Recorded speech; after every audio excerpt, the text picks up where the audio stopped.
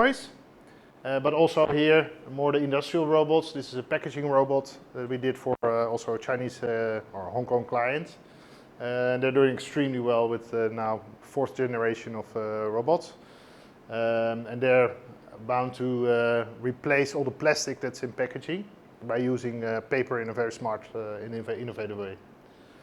And here you see one of the VR stuff we did for a Chinese client as well. OC Care, yeah, everything that you find in your bathroom. Probably ladies know a lot about it.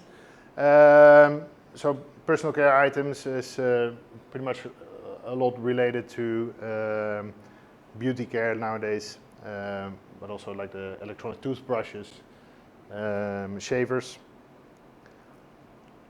DIY outdoor is also an interesting category for Chinese manufacturers. Power tools, mobility, and for the outdoor, there's actually a very broad range of products, starting with things more close to apparel to devices for the outdoor life. This? Yeah. No, this is a water purifier.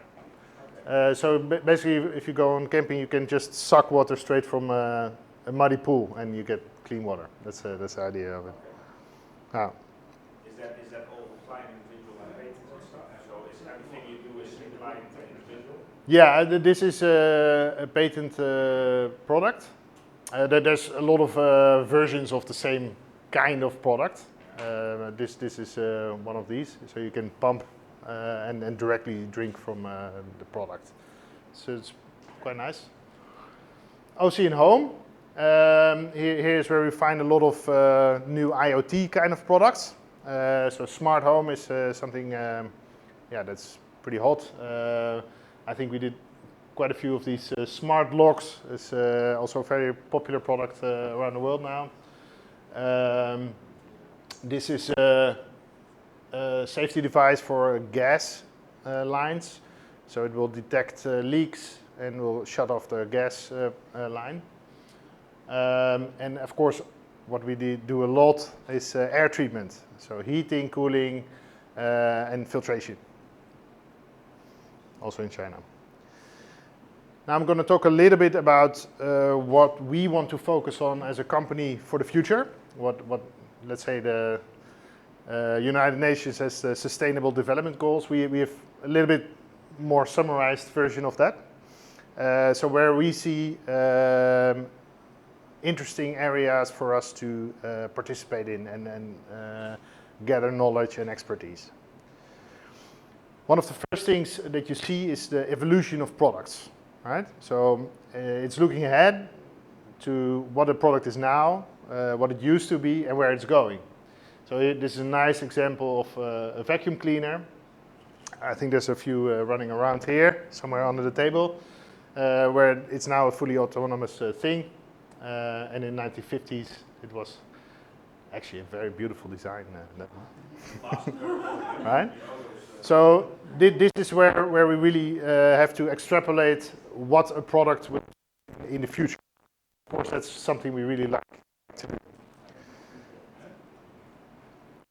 Something that I will not get into very much because it will be on Bartstock, but of course, we're living on a mountain of waste, and with more people, more waste is accumulated.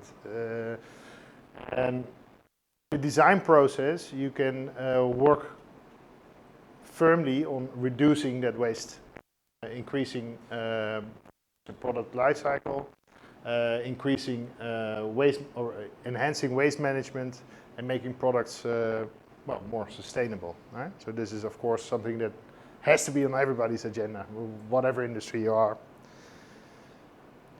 What we think is a very interesting development is the increasing urbanization around the world, right? Even in countries like India and China, which were predominantly rural populations. Since the last 30, 40 years, they've been conglomerating in cities, and we see that all over the world. This has a lot of interesting effects on the context in which people live and how they use and engage with the public space and with the private space.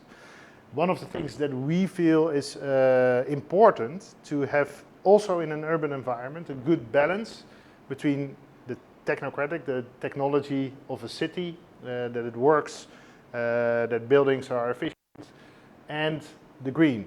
If there's no place in a city, it's not a place where we want to live. So the city of the future should find a balance between the two and should be a greener place than most cities are now. Now it's very aimed at housing as many people as possible.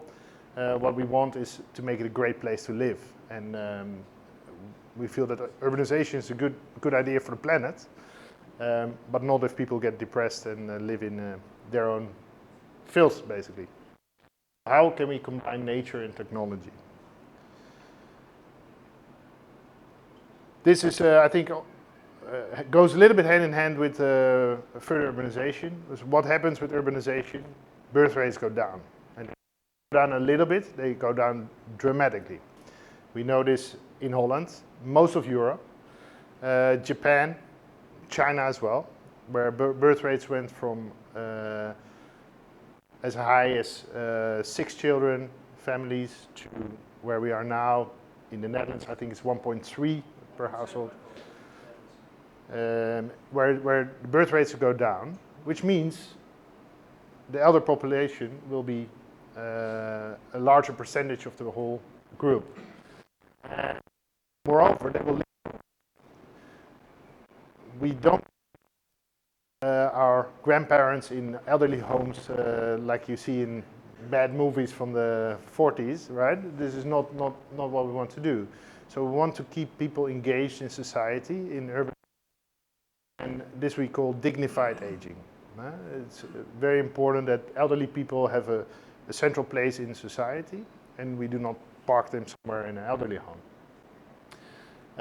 Well, maybe you saw this movie. I think it's a pretty good movie about engagement with an elderly person. Finally, he convinces the robot to go rob a place.